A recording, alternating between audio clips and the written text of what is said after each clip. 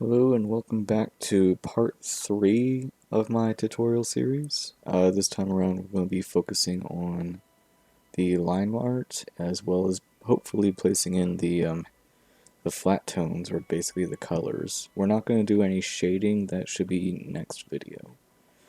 So as far as I'm aware, there's generally two ways of doing line art, and that is to either grab the G pen or any of these pens or markers or anything like that, something on the more solid side, and then just putting the line arts in continuous motions.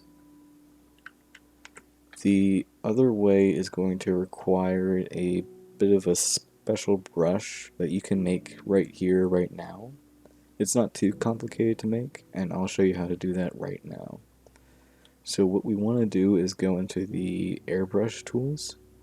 I know it sounds a bit strange to go to an airbrush for line art, but just go ahead and bear with me. And we're going to want the hard airbrush to go with. You're going to right click it, and you're going to duplicate the subtool. Now it's going to give you this splash screen. All you have to really do is just rename the tool, or just keep it with the name that it gave you. So I'm going to call it line air, and I'm going to keep everything else default. So now we have an exact copy of the hard brush down all the way at the bottom. Next, what you want to do is change some of the settings. I'm going to keep the brush size the same. The pressure sensitivity, which is right here, I'm going to keep that the same. You can experiment with it if you want to get different results, but I'm keeping it default for this tutorial. I'm going to bring the hardness all the way up to the max setting you can get, and then I'm going to turn on continuous spray, and then I'm going to turn off stabilization, and we'll talk about stabilization in a second. I'm just going to pull that to a 0. And what this will do is it will give you a pretty neat airbrush that you can just sort of go at and draw continuously. It's a very forgiving brush, so it's very beginner friendly, and this is actually the main brush that I use. And the reason why I use it is because not only does it change with pressure sensitivity, but it's also somewhat like transparent. So you can darken up sections of the line and keep others very light as well, very easily. I'm going to go ahead and erase those a bit. So let's go ahead and talk about the other way, which is the G-brush way. You can do this either on a raster layer, or if you have it, you can do a vector layer. And vector layers are pretty interesting. They can take a line you put in, and if you go to the correct lines, you can control points on this line and change it however you like. You can pinch the vector lines around and move a general point of it. You can adjust line width and stuff like that to make it thicker or thinner, just depending on what you want. And you can connect vector lines to each other. So just another one here. And connect. Some of these features might be outside of the normal version, and you might need the pro version to get it. I think like specifically the eraser one, where you can erase sections of the line together like that, is going to be outside of the standard. If that whole line correction stuff isn't what you want, you could just do all your regular G pen line art just on a regular raster layer and just sort of build up the stuff. Okay. I will also say that when doing line art, especially with the more solid continuous line, you might want to start trying to practice like brushstroke confidence. And that's where you want to hold your wrist still and instead use your elbow and shoulder to make your strokes. While you're doing with the wrist, you are limited a bit in how the lines will come out. And if you're doing like a small section or like a small line, using your wrist is completely a-okay. But when you're doing long lines, you might want to start going for just moving with your elbow and shoulder. That's kind of the stuff that I can get. When doing your brushstrokes, make sure it's continuous. That way you don't get any sort of like curved edge as you would go by going slow. I have a pretty decent one, a decent brushstroke, but you can still see that there's still more curve. And it gets especially worse the further out you go. I picked up my pen a little bit. I'm going to recommend that you turn off stabilization whenever you do line art. It doesn't matter what kind that you are doing. What stabilization does is that it makes sort of the pen lag behind you. And you can get a smoother effect, but I typically see people struggle with it.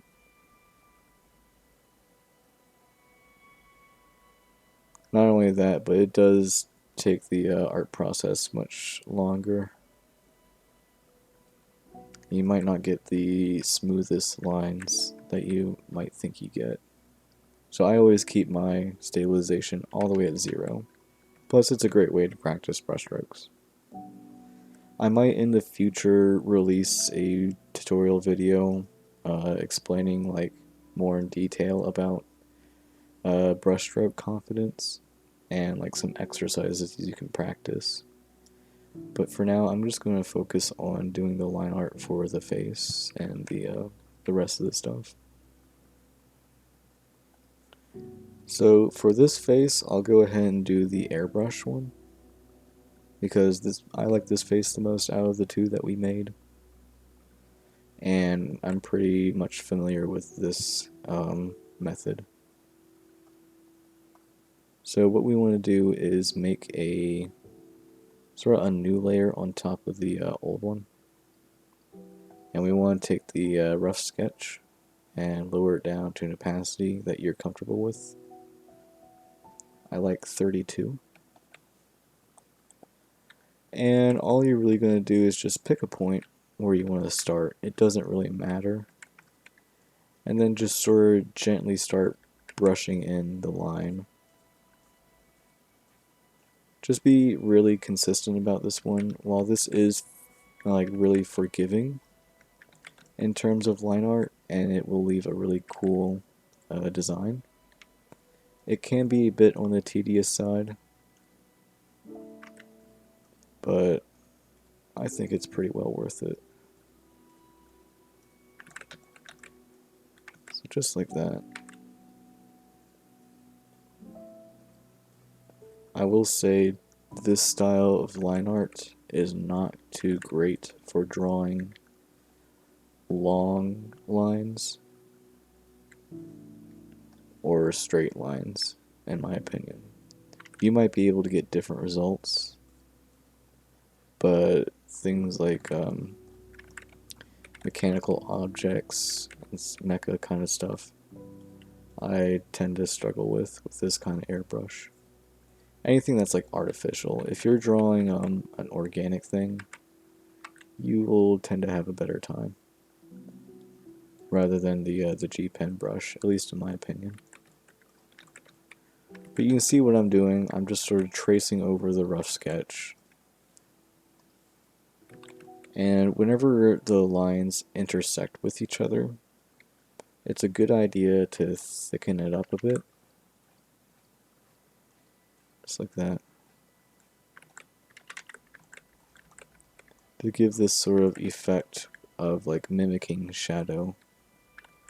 Anytime where like the lines intersect together, you tend to want to make them more on the thicker side. Another thing you want to keep an eye out for when doing line art is areas that you do want to, like other areas you want to darken. So, sort of like try to imagine where the light is coming in from and put your shadows in. Like make the areas darker to simulate shadow. Not only could that help you shading later, but it will also just make your line art look more dynamic as a result. So here again, I'm going to come up into the intersection. I'm just going to thicken the shadow a bit right about here. Not too much, it's very subtle, but it's something that your eyes will notice.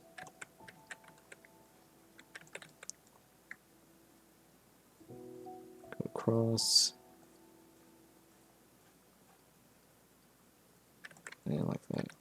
I'm going to leave the bangs up for a minute and go to somewhere where there might be like a area you want to darken. So I'm going to move off to the jawline for a second. So I'm just going to draw it like normal. And then I'll show you some pretty common spots to make it darker.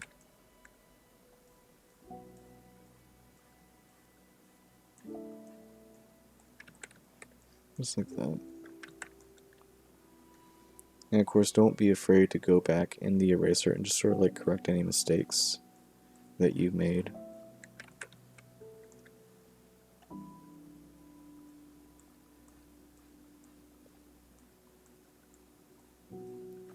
I'm just going to let it go over a bit. But you can see like that really organic feel of that line is pretty good. And I tend to prefer that over the G line or the graphic pen art. Because it just looked really like generated, in my opinion. Really inorganic.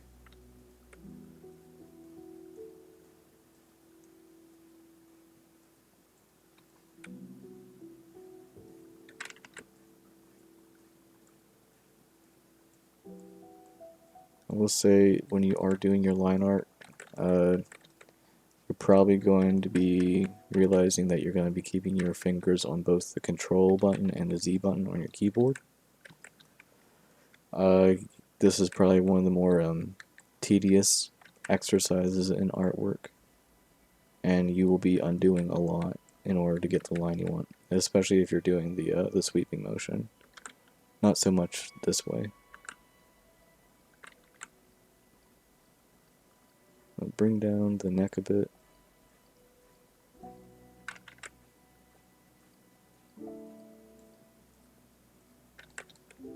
There we go. The same over here. I might break up the line a little bit.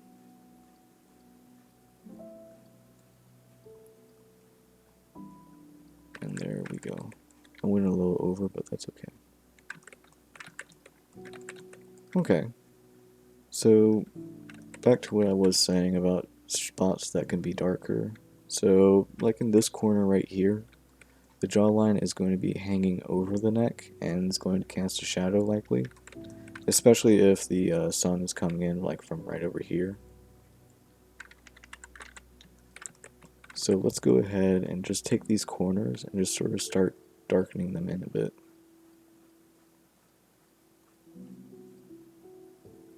Like that. And I went a little bit over, but that's okay. And then I'm going to do the same over here.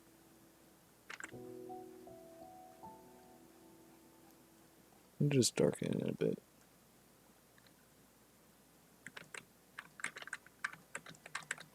And there you go, we got some two spots. It's not perfectly level, and I realized that while editing some of the other videos, but it's not necessarily too big a deal.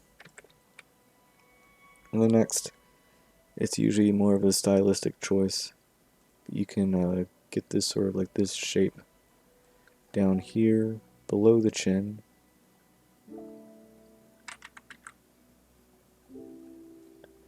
back in.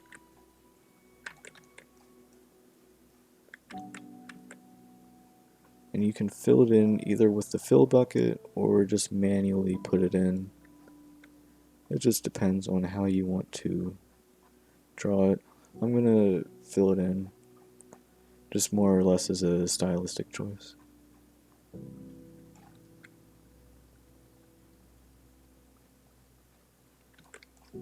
There we go. And if you want, you can put some hatching on the side as well. Like that. Just to give it a pretty neat look. Really, I'd say more of a bolder look. Yeah, you can see how nice that line art looks now. But if you're trying to more of a cute, softer look, I probably wouldn't put in that hatching and use less hatching in general. But if you're going for a more edgier look, then hatching might be your friend. So next I'm going to do more of the soft interior lines. And when you're generally doing soft interior lines, you want to be very light. Just be as light as you can be, or as much as you want. And use hatching when you can. Hatching can not only just imply shadow, but it can also imply sort of like the softness of a object. I'll show you that in a second. So I did draw like hard lines here.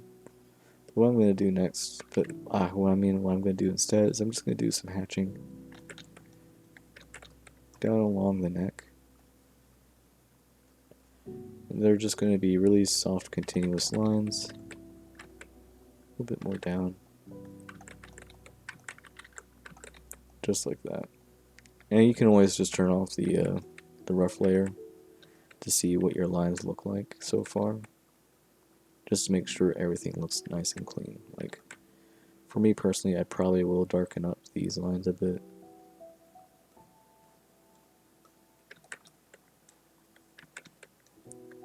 Just so that they don't match the hatching I placed in below.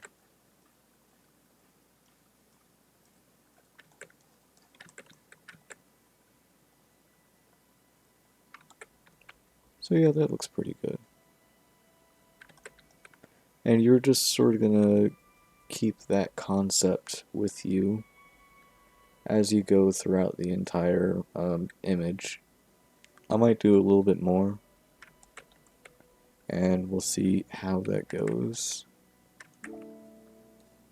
So let's connect what I think are the deltoids together to the shoulders.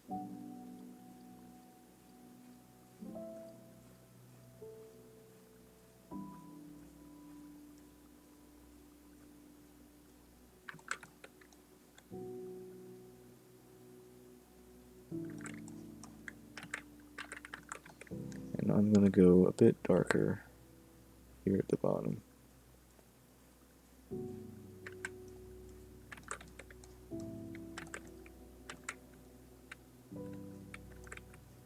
And then I'm going to start drawing up the collarbone here.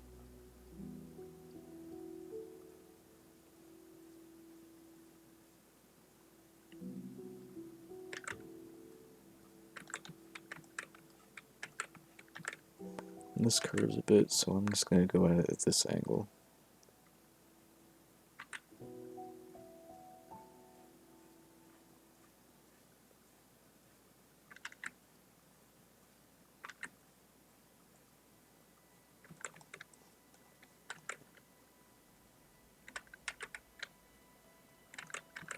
There you go.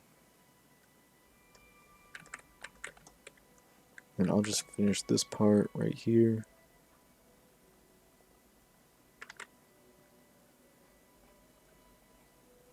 And then back over.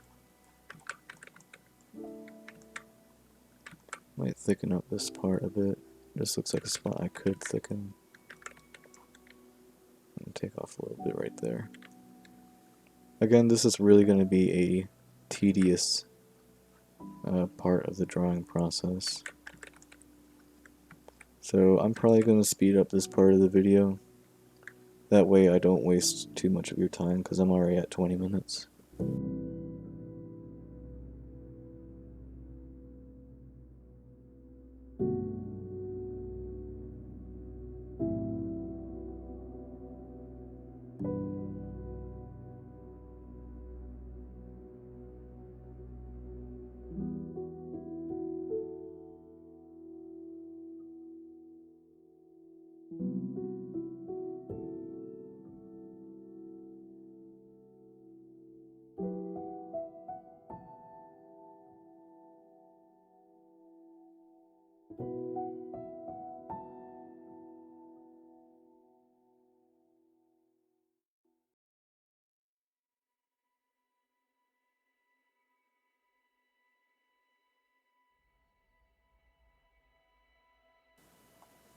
Okay. So we got all the line art done, at least for the outer parts. I usually save the eyes and the rest of the face for a separate layer, usually because sometimes it's just complicated and it's just easier for me to do so. So I'm going to go ahead and do the same, or just do what I said. Create a new layer, and I'm just going to turn off my regular line layer and start focusing on the face.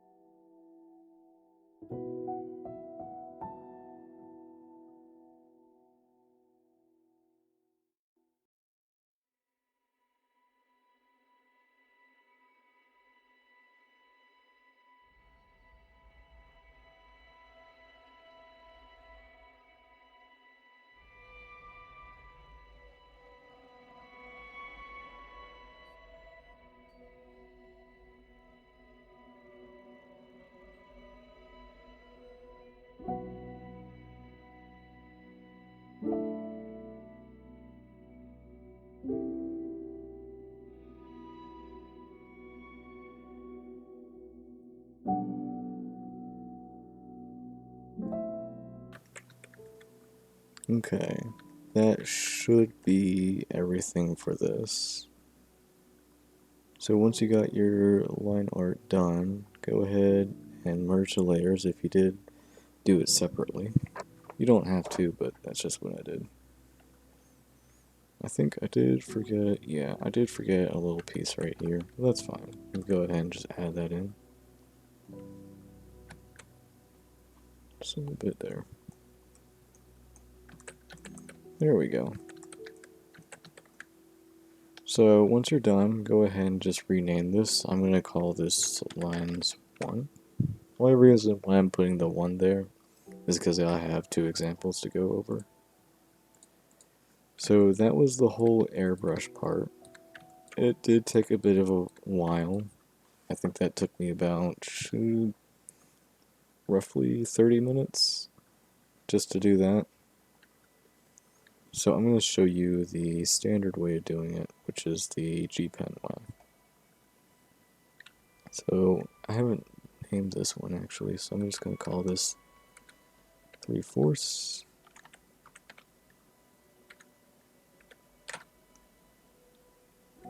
sketch. There we go. And we're just going to create a new layer above it. Lower it down to 32, and we'll get this ready. So we usually keep the G pen at about size 8, and that's usually pretty good. But all you're doing for the G pen is just making a straight line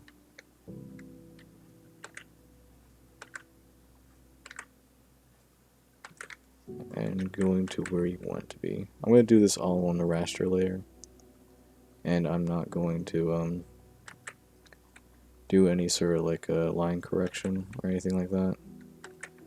That way, just in case if you're using something that doesn't have the line correction, you'll be in the same boat as I.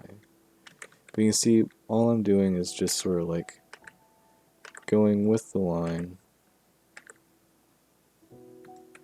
I'm not giving it too much attention. I'm just being, gentle with it and sure of my brush stroke. Just like that.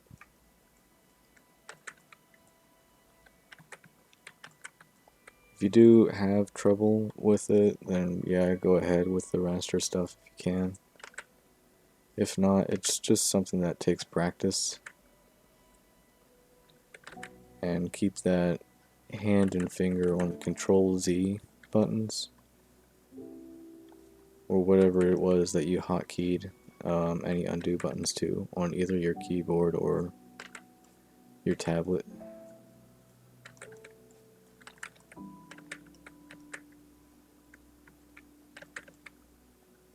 Next, I'm going to get this line there.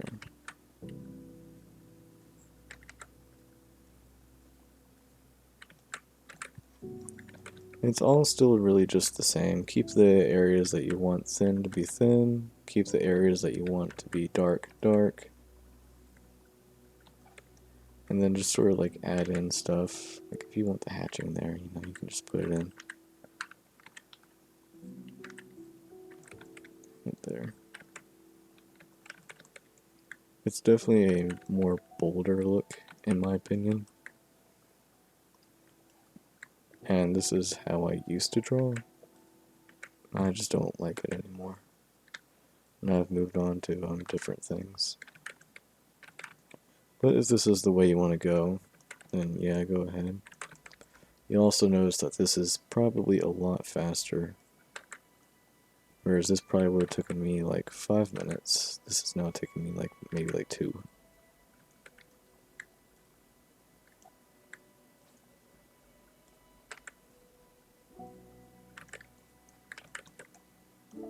So just like before, I'm going to go ahead and speed up time. So that way no time is wasted. Because we don't need a 2 or 3 hour video on just doing line art, basic stuff like this.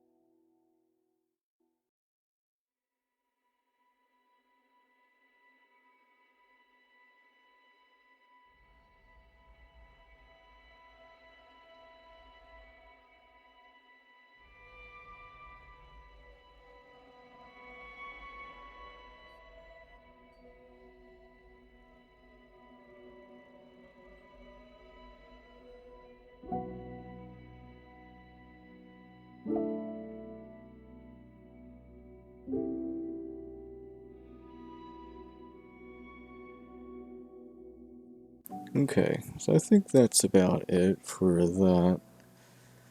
It's definitely a faster process, in my opinion, but it doesn't give me the results that I am looking for.